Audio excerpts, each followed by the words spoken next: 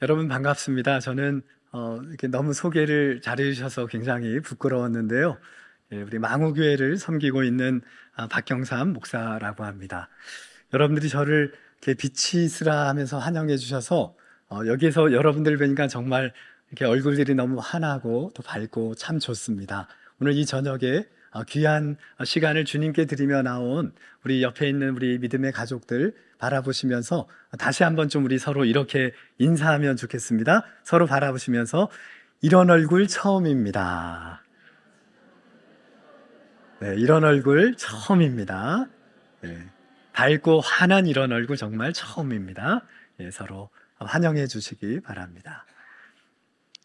어떻게 저희가 이렇게 귀한 성회에 초대를 받았을까? 실은 이번에 우리 강사님들이 다 고민들이 많았습니다. 대체 우리 박강민 목사님이 어떻게 우리를 불러주셨나? 대체 이게 외모가 좋아서 불렀나? 근데 가만 생각해 보니까 저도 어제 오신 목사님에 비하면 외모가 막 떨어지진 않거든요. 그래서 이것도 아닐 테고 왜 불러주셨나 고민했습니다. 그런데 저희가 공통적으로 갖게 된 확신이 있었습니다. 뭐냐 하면 정말 우리 일신교회를 함께 생각하고 또 기도하고 또 목사님과 그 깊은 믿음의 우정을 나누는 그런 동료의 길을 걷기 때문에 우리를 이번에 이렇게 불러주셨구나, 그런 마음이 들었습니다. 맞습니까? 예, 우리 그런 마음으로, 감사의 마음으로 또 사랑과 우정을 담아서 오늘 이 부르심에 함께 하게 되었습니다. 또 부족하지만 하나님께서 저에게 주신 그 은혜를 오늘 우리 이 자리에 있는 성도 여러분 모두가 함께 풍성히 누릴 수 있게 되기를 주님의 이름으로 축원합니다. 오늘 우리가 함께 나누는 말씀은 이사야서 42장의 말씀입니다. 우리 하나님께서 우리 이스라엘 백성들을 구원으로 초대하는 방법이 있으셨습니다. 그것은 바로 선지자들을 통하여 하나님의 그 구원의 사실을 깨닫게 해주시는 것이었습니다.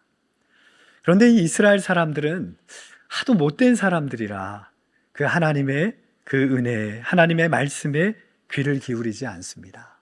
선지자를 거부하고 그의 말씀을 거절하였습니다. 우리가 모두 하나님의 말씀을 묵상하면서 느끼는 것은 정말 우리 인간 안에 있는 가능성으로 구원을 받는 것은 불가능한 일이구나. 우리 인간은 정말 어쩔 수 없는 존재이구나라는 것을 그렇게 깨닫게 됩니다. 그런데 드디어 오늘 우리가 읽은 이사야서 42장에 오면 이렇게 어쩔 수 없는 존재, 우리의 힘으론 도저히 구원을 받을 수 없는 이러한 우리를 구원하시기 위한 하나님의 숨겨진 카드가 등장하는 것을 보게 됩니다. 여러분 혹시 카드놀이 해보셨습니까?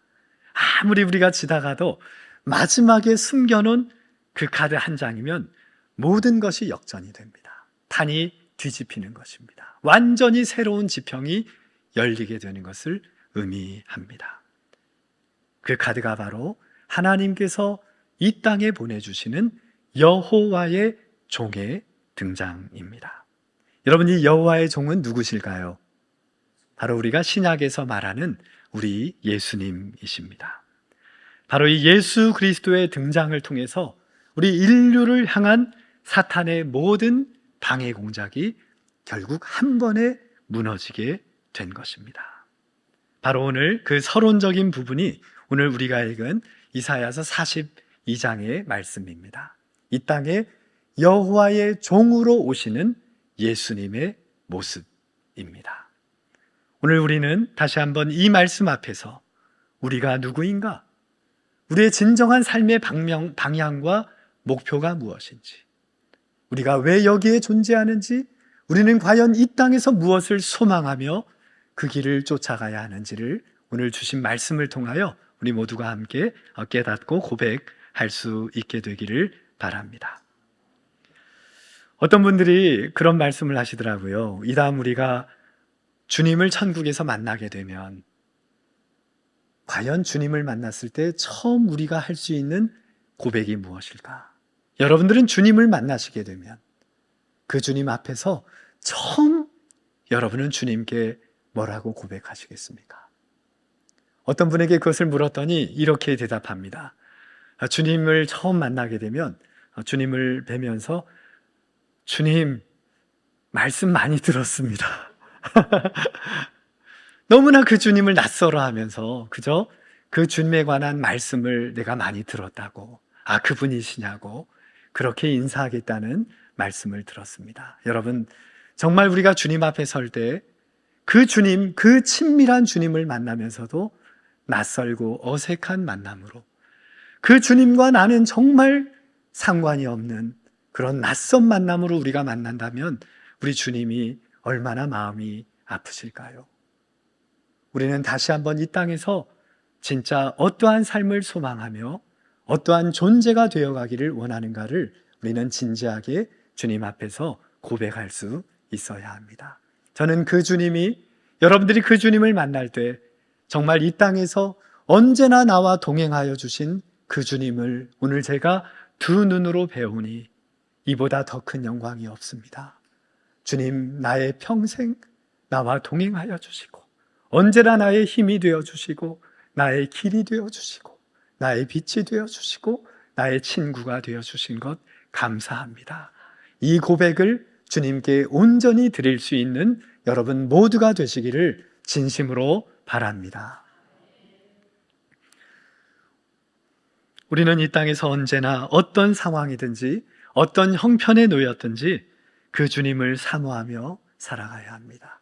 저는 주님을 만나게 되면 좀 한 가지 불안한 점이 있습니다. 너무 교만한 고백이라 여러분 오해하지는 마시고 들으십시오. 주님을 뵀는데 우리의 모습과 똑같은 겁니다. 우리가 평생 동안 사모하며 그렇게 닮아가고자 하였던 주님, 그렇게 열망하며 간절히 사모하였던 그 주님이 언젠가 우리가 주님 앞에 서는 그날, 그때야 비로소 우리의 모습이 주님처럼 온전해지고 더 주님을 깊이 닮아가고 그 사랑과 우정이 그 만남에 온전히 이루어질 수 있다면 얼마나 행복한 삶일까, 그런 생각을 해봅니다. 그러한 은혜가 여러분에게 있기를 바랍니다. 오늘 우리는 이 땅에 그 보내심을 받은 여호와의 종의 모습을 보게 됩니다. 오늘 이 예수님의 모습을 우리가 거울 삼아서 우리가 이 땅에서 예수님을 닮아가려면 어떠한 인격, 어떠한 신앙의 모습으로 서가야 하는지 함께 생각해 보도록 하겠습니다. 먼저 우리 이사야 42장을 통하여 보내주신 여호와의 종의 첫 번째 모습은 하나님께 철저히 붙어있는 종입니다. 한번 따라 하시겠습니다. 하나님께 붙어있는 종. 오늘 본문 1절의 말씀입니다. 42장 1절의 말씀을 같이 읽도록 하겠습니다.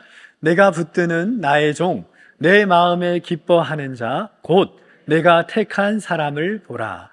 내가 나의 영을 그에게 주었은즉 그가 이방의 정의를 베풀리라. 여러분, 하나님께 쓰임받는 여호와의 종의 특징이 무엇입니까? 내가 붙드는 나의 종이란 겁니다. 하나님이 붙드시는 종입니다. 하나님께 연결되어 있는, 그 생명 되신 하나님과 연결되어 있는 모습, 이것이 바로 여호와의 종, 이 땅에 오시는 우리 예수님의 모습입니다. 여러분, 이 부분을 보면 마치 요한복음 15장에 우리 예수님께서 친히 우리에게 말씀하신 포도나무의 비유가 떠오르지 않습니까? 우리 15장 5절의 말씀인데요, 같이 읽겠습니다. 나는 포도나무요 너희는 가지라. 그가 내 안에 내가 그 안에 거하면 사람이 열매를 많이 맺나니 나를 떠나서는 너희가 아무것도 할 수 없습니다. 주님이 이 땅에서 우리에게 분명히 가르쳐 주신 진리입니다. 주님이 포도나무요, 우리는 누구랍니까? 너희는 가지다. 이것을 분명히 하라는 것입니다. 이 땅을 사는 동안 내가 누구인지를 분명히 하고 걸어가야 한다고 말씀하십니다. 이 땅에서 우리 인간의 가장 큰 착각이 무엇입니까? 내가 포도나무라고 여기는 것입니다. 여러분, 내가 포도나무라는 그러한 인식을 갖고 이 땅을 살아갈 때 우리 인생은 매우 피곤하고 버거운 인생이 될 뿐입니다. 내가 열매를 맺어야 하니, 그것도 크고 풍성한 열매를 맺어야 하니 우리 인생이 얼마나 무겁겠습니까? 그래서 주님은 너는 포도나무가 아니다. 내가 포도나무라고 말씀하십니다. 우리가 포도나무라고 착각을 하며 살아갈 때 우리는 언제나 우리의 사명이 큰 열매를 맺는 것이라고 생각한다는 것입니다. 그런데 주님은 그래서 우리가 포도나무가 아니라 바로 가지라고 말씀합니다. 여러분, 우리가 가지가 될 때 우리의 사명은 큰 열매가 아닙니다. 우리가 가지가 될 때 우리의 사명은 무엇일까요? 그것은 바로 포도나무 되신 주님께 붙어 있는 것입니다. 그것이 우리의 사명이 되는 것입니다.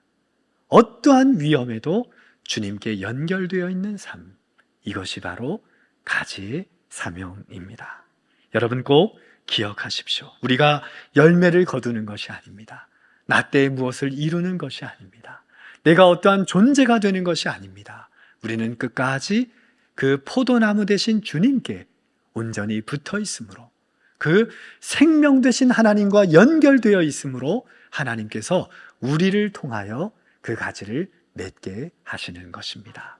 이러한 우리의 삶의 본질적인 사명을 꼭 기억하시고 가지의 사명을 끝까지 감당하시는 우리 일신교회 모든 성도들 될 수 있기를 주님의 이름으로 축원합니다. 한번 따라 하시겠습니다. 나는 포도나무가 아니다. 이것을 부정하는 싸움이 우리 인생입니다. 난 포도나무가 아닙니다. 그때 우린 내려오게 됩니다. 하나님의 자리에 우리가 서지 않게 됩니다. 내가 무엇을 이루는 인생이 안 되는 것입니다. 이 고백을 날마다 되뇌이지 않으면, 기도의 자리에서, 말씀의 자리에서, 예배의 자리에서 이것을 결단하며 나가지 않으면 우리 인생은 언제나 이 사탄은 우리에게 우리가 포도나무라는 것을 계속하여 고백하게 하는 것입니다. 우리 모든 성도들, 언제나 하나님께 내가 바르게 접속되어 있는지를 늘 확인하며 점검하며 하나님께 연결된 인생을 살아가시는 여러분 모두가 될 수 있기를 진심으로 바랍니다. 여러분, 우리 모두는 접속이 중요합니다. 내가 지금 바르게 연결되어 있는가? 언젠가 제가 휴대폰을 막 사용하는데 참 좋은 핸드폰이었거든요. 그런데 아무 의미가 없이 작동이 되지 않습니다. 여러분, 왜 그런 줄 아십니까? 접속이 되어 있지 않았기 때문입니다. 접속의 문제란 것입니다. 연결되어 있으면, 그리하여 내 전력을 공급받으면 내 휴대폰은 모든 것이 살아납니다. 그런데 내가 연결되어 있지 않으면, 그 전기와 연결되어 있지 않으면 결국 아무리 좋은 인생을 산다 할지라도 그것은 아무런 의미가 없게 되는 것입니다. 우리 인생이 이와 같습니다. 우리 주님은 어떠한 능력을 가지셔서 이 땅에 오신 것이 아닙니다. 처음부터 끝까지 아버지 되신 하나님께 연결되어 있고 붙어 있고, 그 하나님께서 아름다운 열매를 예수 그리스도를 통하여 맺어 가신 것입니다. 이러한 삶을 끝까지 살아가시는 여러분 될 수 있기를 바랍니다. 오늘 우리가 만난 선지자 이사야는 참 특별한 사람입니다. 왜냐하면 외적으로 볼 때 이토록 실패한 사명자가 없기 때문입니다. 여러분, 이사야처럼 실패한 사명자 계십니까? 이렇게 행복하지 않은 사명자, 이렇게 열매가 없는 사명자를 저는 본 적이 없습니다. 이사야는 가는 곳마다 사람들에게 외면받는 사역을 하였기 때문입니다. 그의 말씀에 누구도 귀를 기울이지 않습니다. 누구도 하나님께 돌아오지 않습니다. 누구도 그의 말씀에 굴복하지 않습니다. 이러한 척박한 상황에서 그는 끝까지 하나님의 사역을 감당하였습니다. 그래서 저는 이사야의 사명을 한마디로 이렇게 표현하고 싶습니다. 너무 서운해하지 마십시오. 이사야의 사명을 저는 실패라고 그렇게 명명하고 싶습니다. 여러분, 우리 가운데도 실은 이사야 같은 그러한 분들이 여기에 있습니다. 분명히 이 땅에서 하나님의 말씀을 진실되게 증거하고 하나님의 뜻대로 바르게 살아감에도 불구하고 자꾸만 실패하는 것입니다. 일마다 되지가 않습니다. 세상이 인정해 주지를 않습니다. 사람들이 알아주지를 않습니다. 여러분, 그렇다고 낙심하지 마십시오. 그것도 귀중한 여호와의 종의 모습입니다.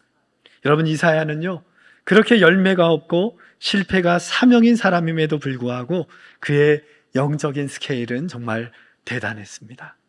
이사야서 1장 앞부분을 보면 이렇게 우리에게 전합니다. 이사야 1장 2절의 말씀인데요. 같이 읽겠습니다. 하늘이여 들으라, 땅이여 귀를 기울이라. 여호와께서 말씀하시기를 내가 자식을 양육하였거늘 그들이 나를 거역하였도다. 여러분, 지금 이사야가 뭐라고 외칩니까? 자신의 말씀을 듣는 사람들이 아무도 없으니 지금 이사야는 그 무엇을 향하여 외치고 있습니까? 하늘을 향하여, 땅을 향하여 하늘이여 들으라, 땅이여 귀를 기울이라. 어디를 향하여 외쳐요? 우주를 향해서 외칩니다. 사람이 안 들으니까. 여러분, 이 말씀이 언제 전해진 말씀입니까? 3000여 년 전입니다.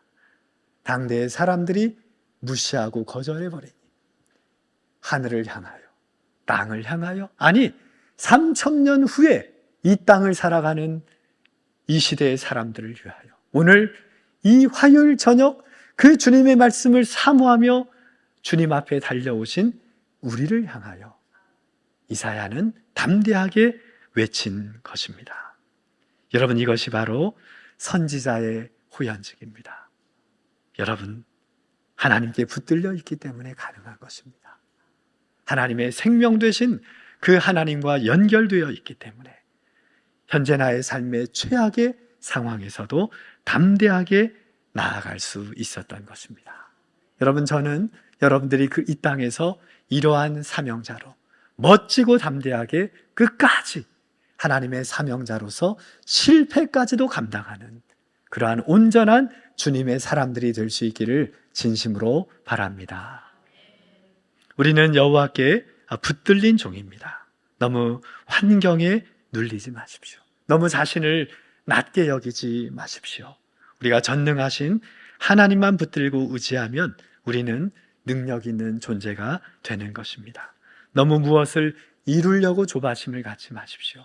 너무 무엇이 되려고, 특별한 존재가 되려고 몸부림치지 마십시오. 우리는 끝까지 주님께 붙어 있으면 그러면 되는 것입니다. 끝까지 우린 붙어 있고 주님은 여러분을 통하여 그 세상의 아름다운 열매를 하나님의 방식으로 아름답게 이루어 가실 것입니다. 그래서 우리 인생의 승부는 내가 누구의 손에 붙들려 있는 겁니다. 여러분, 너무 세상에 붙들려 있지 마십시오. 세상의 성공에 매여 있지 마십시오. 언제나 우리는 하나님 손에 붙들림 바 된 거룩한 사명의 존재가 될 수 있기를 바랍니다. 시편 37편 5절 6절의 말씀입니다. 같이 읽겠습니다. 내 길을 여호와께 맡기라. 그를 의지하면 그가 이루시고 내 의를 빛같이 나타내시며 내 공의를 정오의 빛같이 하시리로다. 우리의 길을 하나님께 맡기라. 그러면 누가 이루신다고요? 여호와께서 이루신다는 것. 우리는 뭘 한다고요? 맡기는 겁니다. 그리고 하나님께서 이루시는 겁니다. 여러분, 혹시 일식집에 가셔서 오마카세라는 그런 메뉴를 주문해 보셨습니까? 저도 실은 잘 안 해봤는데요.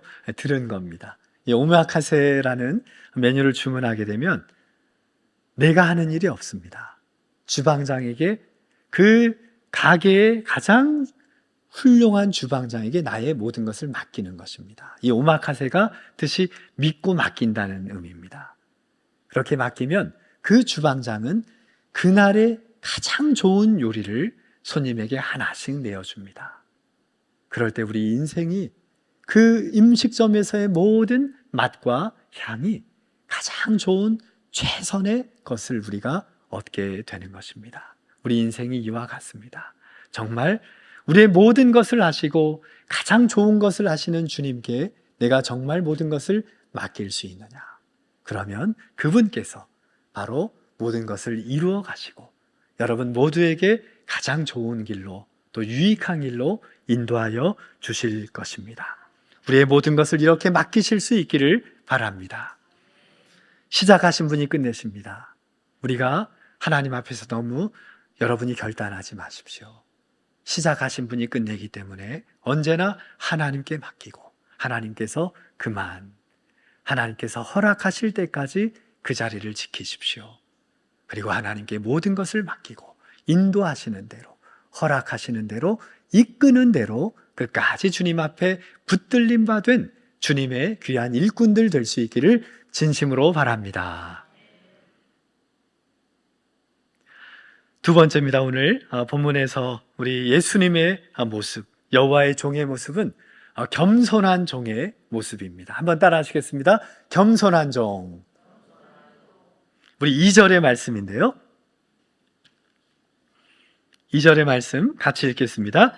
그는 외치지 아니하며 목소리를 높이지 아니하며 그 소리를 거리에 들리게 하지 아니하며.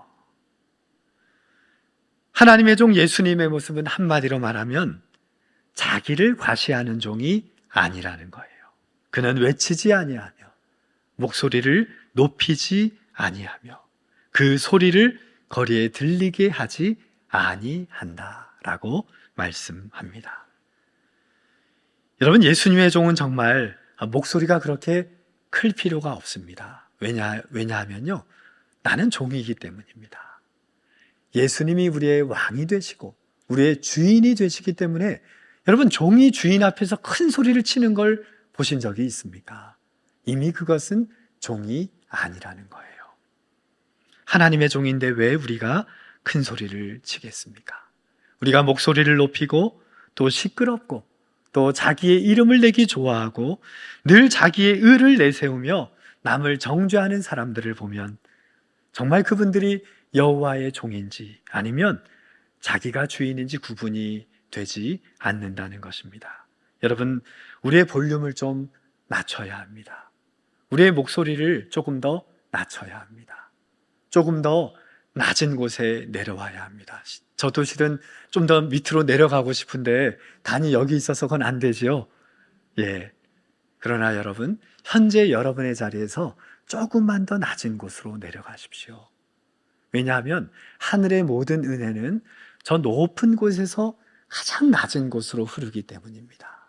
우리가 내려와 있지 않으면, 우리가 그 웅덩이에 내려가 있지 않으면 그 하늘의 은혜의 생수의 강을 우리는 맛볼 수가 없기 때문에 그렇습니다. 우리 인생이 그렇게 복잡한 이유가 무엇입니까? 우리가 너무 높은 곳에 있기 때문입니다. 우리의 가정에서 내가 주인의 자리에 있기 때문입니다.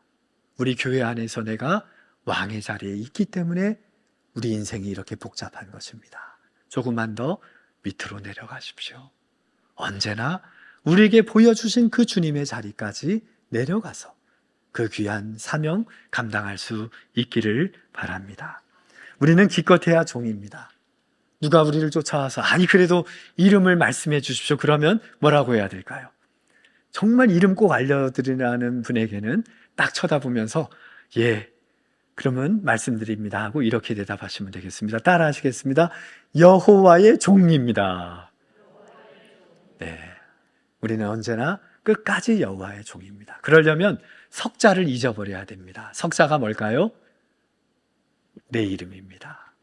주님 앞에선 내 이름이 없습니다. 종은 종입니다. 종이 답니다. 내 주인이 있으니까 내 주인 이름 높여드리면 끝 아닙니까? 주인의 영광을 위하여, 주인의 명예를 위하여 끝까지 그 주인께 충성하는 그러한 우리 모든 성도들 될 수 있기를 바랍니다. 이사야 6장을 보면 이사야가 하나님의 부르심을 받는 장면이 나옵니다. 성경에서 이렇게 위엄 있고 영화로운 장면이 어디 있을까? 정말 귀하고 복된 그런 장면을 우리가 보게 됩니다. 우리 이사야 6장을 잠시 우리가 나누실 텐데요. 바로 성전에서 이사야가 하나님을 대면합니다. 아까 이 자리에서 가만히 함께 찬양하면서 말씀을 잠깐 떠올릴 때 그 이사야가 부름을 받는 그 장면이 바로 이곳에서 아늑하게 느껴졌습니다. 우리 이사야가 바로 이러한 성전에서 하나님의 부르심을 받게 됩니다. 여러분, 본래 인간은 하나님을 뵐 수 없었습니다. 보면 죽었습니다. 왜요? 우리의 죄 때문에 그렇습니다. 그런데 지금 이사야가 하나님을 뵙게 된 것입니다. 두 눈으로 하나님을 보게 된 것입니다. 아마 하나님께서 직접 나타나셨다면 그 이사야 자신의 죄로 인하여 그는 그 자리에서 죽임을 당할 수밖에 없었을 것입니다. 그때 우리 하나님은 그 하나님의 옷자락이 성전에 가득했다라고 성경은 우리에게 묘사해 줍니다. 바로 그때 그 하나님의 거룩하심 앞에, 하나님의 현존 앞에 천사들이 나타나서 하나님께 화답을 하게 됩니다. 이사야 6장에 보면 스랍이라는 표현이 나옵니다. 이게 바로 천사들의 이름입니다. 그 천사들이 하나님 앞에서 거룩하다 거룩하다 노래하면서 우리 아까 찬양대처럼 그렇게 하나님의 영광과 위엄을 나타내게 됩니다. 우리 이사야 6장 2절 3절의 말씀을 같이 읽도록 하겠습니다. 함께 읽습니다. 스랍들이 모시고 섰는데 각기 6 날개가 있어 그 둘로는 자기의 얼굴을 가리었고 그 둘로는 자기의 발을 가리었고 그 둘로는 날며 서로 불러 이르되 거룩하다 거룩하다 거룩하다 만군의 여호와여 그의 영광이 온 땅에 충만하도다 하더라. 하나님의 거룩한 임재 앞에 천사들이 노래하고 있습니다. 이사야는 뭐 하고 있을까요? 말을 이렇겠지요. 내가 죽었구나. 내가 하나님을 뵙게 되었구나. 이렇게 나는 망하게 되었도다. 그는 이 고백 외에 하나님께 드릴 수가 없었습니다. 그때요, 바로 이 본문에 보면 성경의 유일한 장면입니다. 천사들의 날개가 등장합니다. 아니, 천사들이 날개까지 달고 나타난 모습은 이 본문밖에 실은 없습니다. 여러분, 천사의 날개는 몇 개일까요?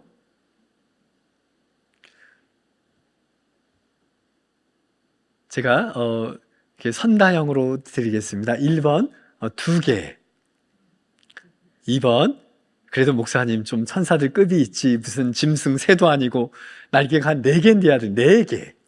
2번 3번입니다. 6개.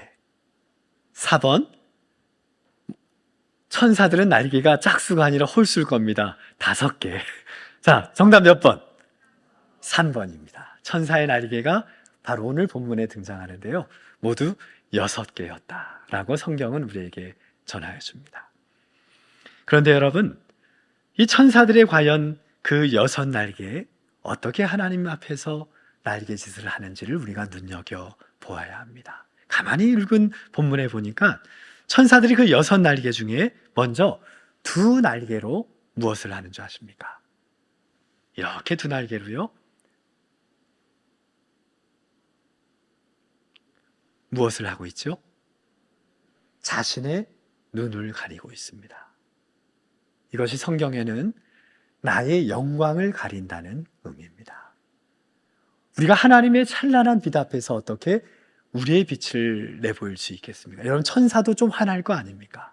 그러나 그들은 하나님 앞에서 자신의 모든 영광을 이렇게 가리게 됩니다. 그러니까 2날개로는 나의 영광을 가리는데 사용하게 되었다는 거예요. 여러분, 천사들이 또 다른 2날개를 사용합니다.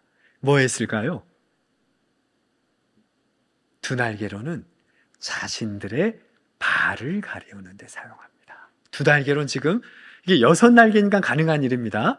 2날개로 눈을 가리고 또 나머지 2날개로는 자신의 발을 가렸습니다. 여러분, 성경에서 발을 가린다는 의미는 무엇일까요? 바로 나의 죄를 가리운다는 겁니다. 빛 되신 하나님 앞에서 나의 허물을 가리운다는 겁니다. 나의 불순종과 나의 허물과 죄를 가리운다는 것이 바로 내 발을 가렸다는 의미입니다. 여러분, 그러면 이제 천사 날개가 몇 개가 남았습니까? 딸랑 2개 남았습니다. 우리는 날개가 6개 있으면 다 그 날개에 쓰려고 합니다. 막 2날개는 이렇게 짓고 막 2날개는 앞으로 짓고 2날개는 막 화려하게 뭘 만들면서 지려고 하는데, 천사들은 6날개 중에 2날개는 자신의 영광을 가리우고 2날개는 나의 허물을 가리우고 나머지 2날개로 하나님 앞에서 날았다는 겁니다. 여러분, 2날개면 충분합니다. 너무 우리가 이 땅에서 살아가는 동안 나의 모든 것을 사용하여 하나님께 영광을 올려드리겠다. 이것은 이미 우리가 가진 것이 내 것이라는 고백이 될 수밖에 없는 것입니다. 너무 주님의 일을 거창하게 감당하려고 하지 마십시오. 너무 화려하게 감당하려고 하지 마십시오. 너무 세상에 드러나고 세상 사람들이 세상이 인정하고 칭찬하는데 우리의 마음을 빼앗겨서는 안 됩니다. 하나님은 그 모든 것을 받기를 원치 않으십니다. 그 중에 3분의 1은 나의 영광을 가리우는데, 3분의 1은 나의 허물을 가리우는데, 그리고 나머지 3분의 1을 가지고 주님 앞에서 그 3분의 1로 영광 돌리며 마음껏 나르시는 그러한 모든 사역자들이 될 수 있기를 진심으로 바랍니다. 그래서 여러분, 겸손함에는 영적인 능력이 필요합니다. 어떤 능력일까요? 3분의 1의 힘을 적절히 사용할 수 있는 능력입니다. 가만 생각해보면 우리의 모든 문제, 이 세상의 복잡한 문제들은 우리의 힘 때문에 문제인 겁니다. 내 걸 다 쓰려고 해서 문제입니다. 이게 다 내 것이라고 생각하니 하나님의 일을 위하여 내가 모든 것을 쓰겠다. 이것이 바로 교만함의 시작일 뿐인 것입니다. 겸손함에는 3분의 1을 가지고 적절하게 하나님 앞에 드릴 수 있는 그러한 능력이 우리 모두에게 필요합니다. 끝까지 하나님 앞에서는 나의 영광을 가리우고 세상 앞에서는 나의 허물을 가리우고 끝까지 그 나머지를 가지고 교회와 가정과 이 세상을 아름답게 섬기시는 여호와의 종들이 될 수 있기를 바랍니다. 그러려면 여러분, 힘을 좀 빼야 합니다. 우리 어깨에 힘이 너무 많이 들어가면 안 됩니다. 저는 목사로서 날마다 기도하는 제목이 하나님, 어깨에 힘을 좀 더 빼게 해주십시오. 조금 더 내려갈 수 있게 해주십시오. 조금 더 주님의 길을 따를 수 있도록 인도해 주십시오. 위대한 목사, 부흥의 주인공, 세계와 세상을 흔드는 목사가 아니라 날마다 끝까지 주님의 걸으신 그 길을 걸어가는 그러한 종이 될 수 있기를 바랍니다. 이 고백이 여러분 모두의 인생의 고백이 될 수 있기를 진심으로 바랍니다. 우리 세 번째 여호와의 종의 모습입니다. 우리에게 보여주신 예수님의 모습은 바로 하나님의 마음을 가진 종입니다. 따라 하시겠습니다. 하나님의 마음을 가진 종. 본문 3절의 말씀인데요. 3절 같이 읽겠습니다. 상한 갈대를 꺾지 아니하며 꺼져가는 등불을 끄지 아니하고 진실로 정의를 시행할 것이며. 이 땅에 예수님의 모습으로 오시는 여호와의 종은 상한 갈대를 꺾지 아니하고 꺼져가는 등불을 끄지 아니하는 하나님의 마음을 가진 종이라는 것입니다. 여러분, 정말 하나님의 종에게는 언제나 사람을 긍휼히 여기는 마음이 있어야 합니다. 이것이 바로 하나님의 마음이요, 또 어미의 마음이요, 아비의 마음입니다. 연약한 자를 일으켜 세우려고 하는 그 마음이 늘 우리에게 있어야 합니다. 그런데 이게 쉽지가 않습니다. 여러분, 혹시 상한 갈대를 보면 어떻습니까? 제가 고향이 제주도인데요. 이렇게 제주도에 좀 조용한 곳에 가보면 갈대밭이 많습니다. 바닷가만 가지 않습니다. 그런데 그 갈대밭에 이렇게 늘 다니다 보면 거기에는 상한 갈대가 보입니다. 가면 우리 마음이 어떤 줄 아십니까? 꺾어주고 싶습니다. 그냥 꺾어서 끝내버리고 싶습니다. 그게 실은 우리 마음입니다. 우리는 꺼져가는 등불을 보면 여러분 어떨까요? 저희 집에 아이들이 있습니다. 여러분, 저를 이렇게 보시고 결혼하셨나 생각하시는 분이 계시진 않겠지만 저희 아이들이 매우 큽니다. 세 막내 아이가 고등학생인데요. 이 아이들이 이게 쫄쫄이 태어났습니다. 그런데 아이들이 그 어릴 때부터 이렇게 생일 파티를 하게 되면 분명히 초를 이렇게 케이크에 꽂고 이렇게 뭔가 축하해 주려고 하면 엄마 아빠가 이렇게 앉아있으면 애들이 어떡할까요? 그냥 후 하고 불을 꺼버립니다. 그 어릴 때 그렇게 하던 아이들이 20년이 지나면 어떡할까요? 우리 인간은 다 악한 존재입니다. 그래서 이 아이들이 지금도 촛불을 끌 때면 불을 붙이는 순간 노래 시작하면서 후 하고 꺼버립니다. 왜냐하면 우리 인간이 그렇기 때문입니다. 꺼져가는 등불을 보면서 그 불을 볼 때 우리는 후 하고 꺼버리고 싶은 것이 우리 인간의 마음이라는 것입니다. 그런데 여러분, 우리는 꼭 기억해야 합니다. 하나님의 종은 끝나가는 것을 품어서 살려내는 사람들이란 거예요.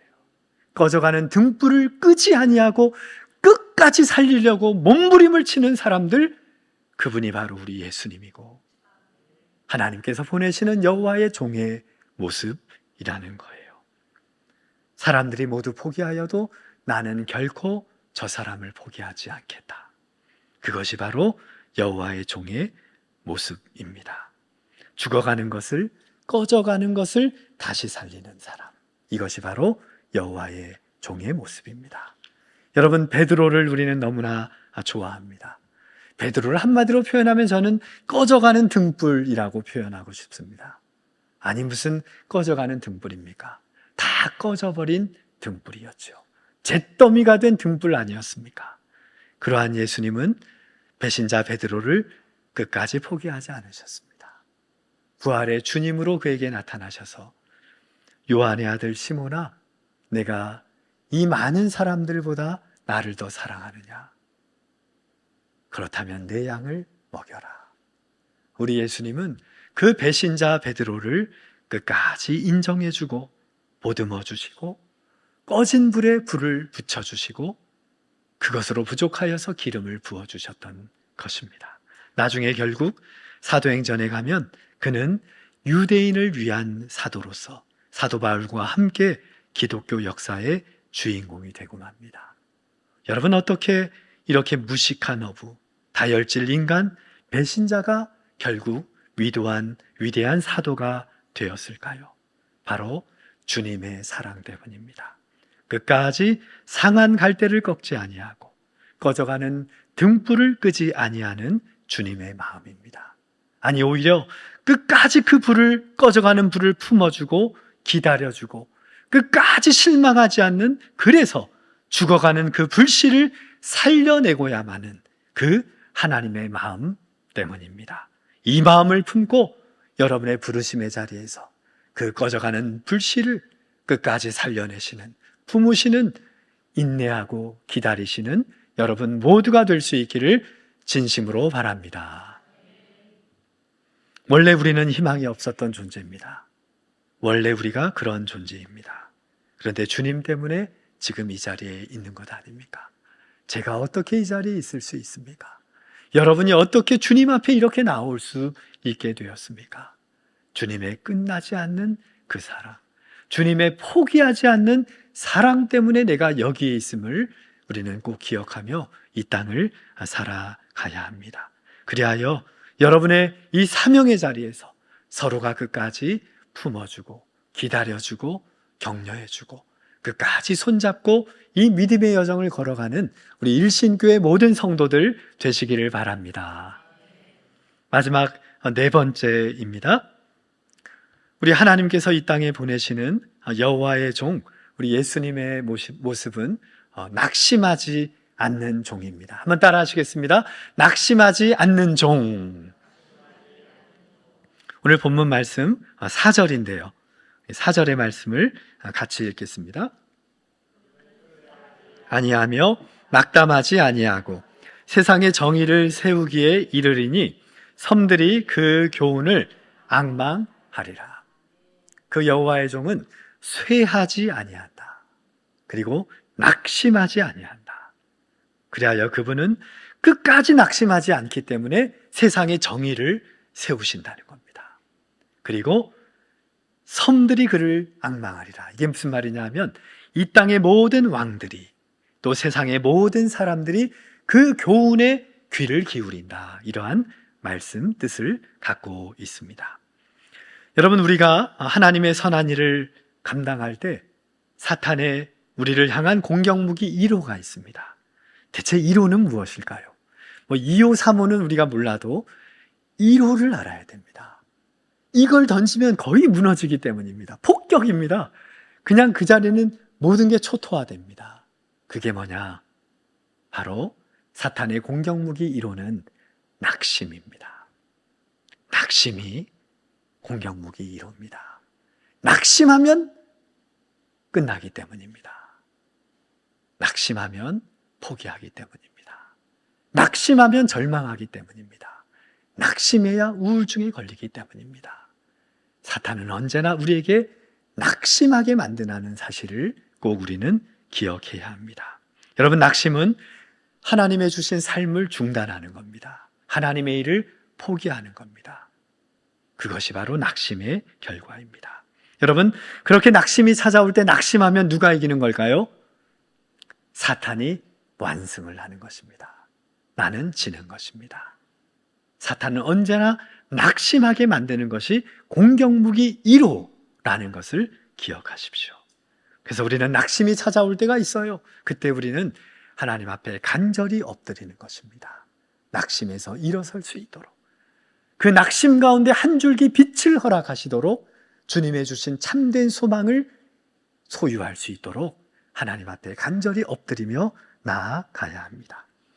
여러분, 기독교 선교 역사에서 매우 중요한 역할을 하였던 한 선교사가 계십니다. 그분은 근대 선교의 아버지라고 불리우는 바로 인도의 선교사 윌리엄 캐리라는 분입니다. 이분은 정말 한 시대에 하나님께 너무나 아름답게 쓰임받은 그런 선교사였습니다. 특별히 인도에 복음이 들어가지 않았을 때 처음으로 그 땅을 밟아 그 땅에 살면서 복음을 증거하였던 그런 선교사입니다. 특별히 그는 그 땅에 들어가서, 인도에 들어가서 현지인들을 위한 먼저 이 언어 문법들을 정리했다고 합니다. 그리고 그들을 위한 사전을 만들었다고 합니다. 얼마나 귀한 일입니까? 문맹이 해결되지 않은 그때 그들의 문맹을 위하여 깰 수 있도록 노력하였던 것입니다. 그리고 좀 더 시간이 지나자 이제 그 현지의 토속어, 인도어로 처음으로 성경을 번역하는 일을 감당한 겁니다. 불과 3년 만에 그 하나님의 말씀인 성경을 인도어로 모두 번역한 거예요. 참 귀한 일이지요. 그런데 여러분, 한 10년쯤 지났을 때 어느 날 현지인들 목회를 마치고 신방을 마치고 센터로 돌아왔다고 합니다. 돌아왔는데 어떤 일이 벌어졌을까요? 그 센터가 모두 불로 홀라당 다 타버린 것입니다. 지난 10년 동안 감당했던 모든 사역이 한순간에 사라져버린 겁니다. 잿더미가 된 것입니다. 망한 것입니다. 이런 표현하면 여러분 안 되겠지만 그건 뭐지요? 10년 노력, 도로, 그렇게 된 겁니다. 다 말짱 헛것이 된 겁니다. 여러분, 이 불덩이, 이 잿더미를 바라보면서 윌리엄 캐리가 어떻게 한 줄 아십니까? 저였다면, 하나님께서 10년을 우리에게 이 자리를 허락하셨구나. 여기까지구나. 하나님이 허락하신 시간이 여기까지구나. 우리가 할 수 있는 최선을 다했구나. 아마 그렇게 고백하면서, 물론 눈물을 흘렸겠죠. 그러면서 제 아내와 아이들에게 얘들아 짐 싸라. 짐 쌀 게 없죠. 불 다 타버렸으니까. 얘들아 내일 본국으로 떠나자. 영국으로 돌아가자. 하나님께서 이 낯선 땅에 10년간 은혜를 베푸시고 우리를 통하여 일하셨다. 근데 여기까지다 하고 정리하고 철수하였을 것입니다. 누구도 뭐라 할 사람이 없습니다. 10년 모든 게 다 사라졌으니 더 있을 이유가 무엇이 있겠습니까? 낙심하고 돌아갔을 것입니다. 그런데 윌리엄 캐리는 바로 그 무너진 잿더미의 자리에서 더욱더 하나님께 간절히 구하였다고 합니다. 하나님, 이 무너진 자리에서 다시 시작할 수 있는 담대함을 허락해 주십시오. 하나님, 이 무너진 자리에서 주님의 참된 소망을 발견하게 해 주십시오. 우리를 긍휼히 여기셔서 나와 우리 선교 대원들과 이 땅의 하나님의 사람들이 다시 일어서서 그 하나님을 따라 하나님을 사모하며 이 땅을 일굴 수 있도록 은혜를 베풀어 주십시오. 그의 기도는 우리와 달랐습니다. 여러분, 나중에요, 윌리엄 캐리가 돌아가지 않고 끝까지 거기를 지키다가 거기서 죽음을 맞이하게 됩니다. 그런데 나중에 역사학자들이 그의 선교 사역을 평가할 때 그 불타버리고 난 이후에 몇 년의 삶을 더 살지 못하였다고 합니다. 그 10년 동안 이룬 사업은 우리의 역사 가운데 이러한 위대한 선교 사역은 없었습니다. 지금까지도 없습니다. 그런데 그 불타버린 모든 10년의 시간보다 그 이후에 불과 몇 년의 시간이 그 이전의 사역보다 90%나 되는, 그 이전의 사역은 10%밖에 되지 않는 놀라운 부흥의 열매를, 선교의 열매를 인도 땅에서 맺게 되었다는 겁니다. 여러분, 지금도 인도에는 이 크리스찬들이 어마어마합니다. 그게 바로 그 선교사와 그들의 그 일군 헌신과 희생이 바로 지금 이때 이렇게 아름다운 기독교의 열매를 맺게 된 것입니다. 여러분, 우리가 불이 다 났을 때 무너진 줄 알았습니다. 그러나 낙심하지 아니하고 하나님 아버지께 엎드리며 다시 시작할 때 하나님은 더 큰 은혜를, 능력을 허락하여 주시는 것입니다. 10년 넘게 공들였으니 실은 얼마나 허무하고 공허했겠습니까? 그런데 하나님은 그러한 우리의 절망의 자리에서도 언제나 우리에게 무엇을 주십니까? 낙심 가운데에도 가느다란 빗줄기인 소망을 우리에게 주신다는 거예요. 로마서 15장 13절의 말씀입니다.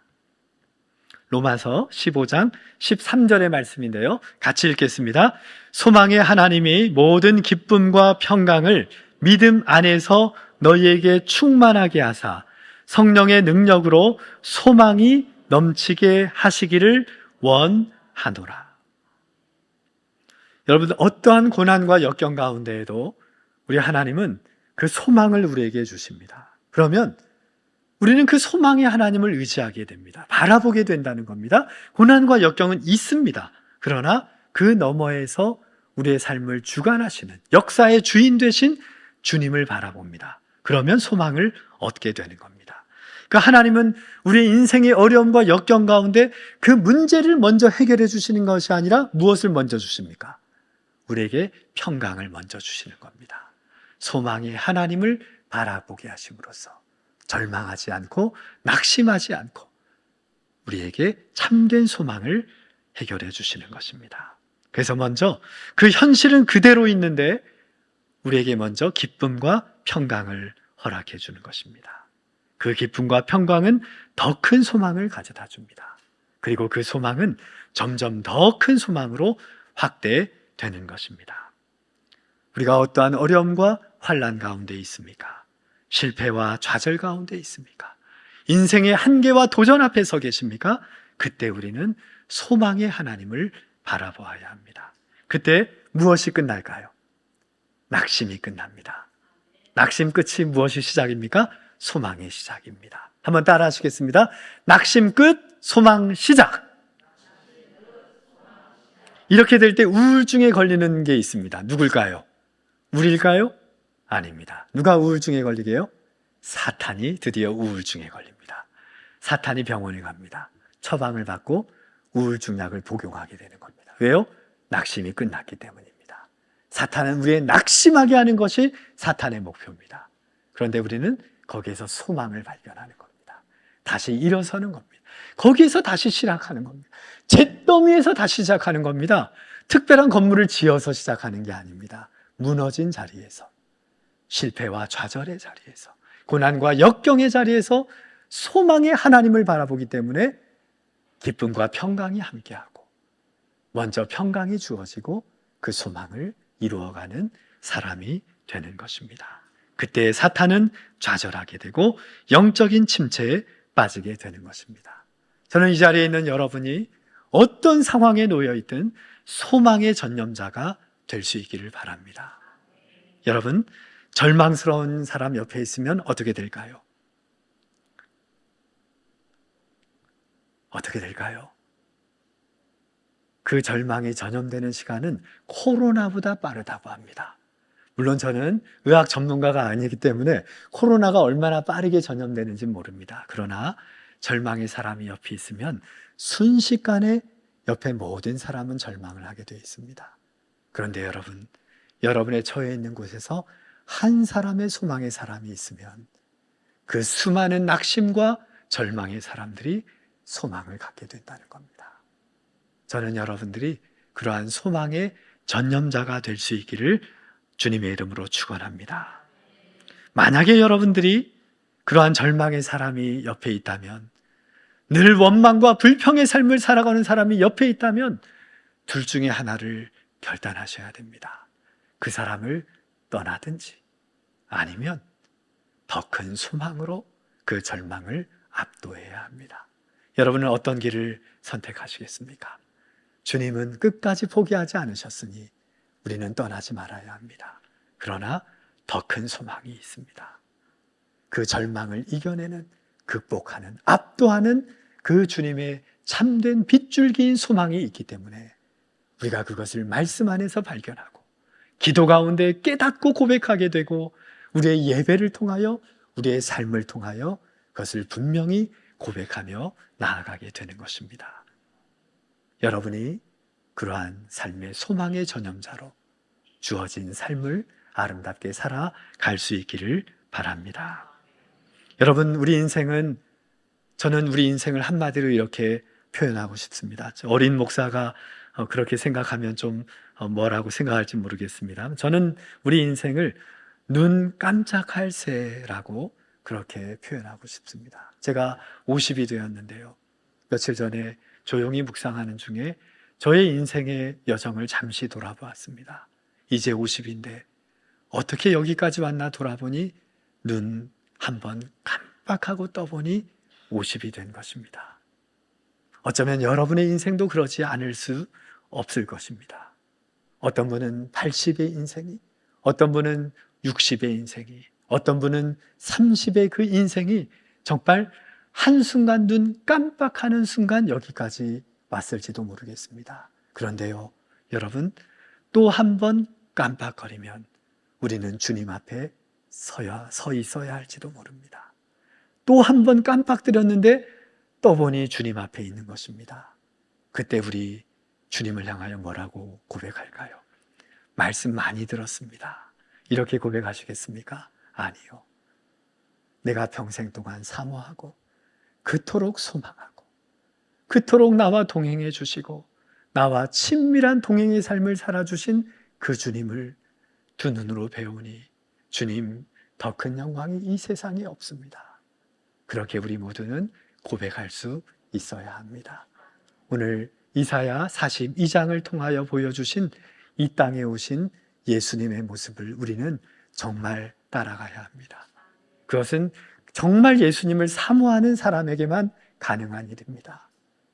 어떠한 상황에서도 우리 하나님께 붙들림 받은 종으로 끝까지 낮은 자리에서 하나님의 일을 감당하는 종으로서의 사명을 감당하는 겸손한 종으로서 어떠한 상황에서도 낙심하지 않고 하나님의 마음을 품고 끝까지 포기하지 않는 참된 소망의 사람으로 이 땅을 살아가시는 우리 모든 성도들 될 수 있기를 진심으로 바랍니다.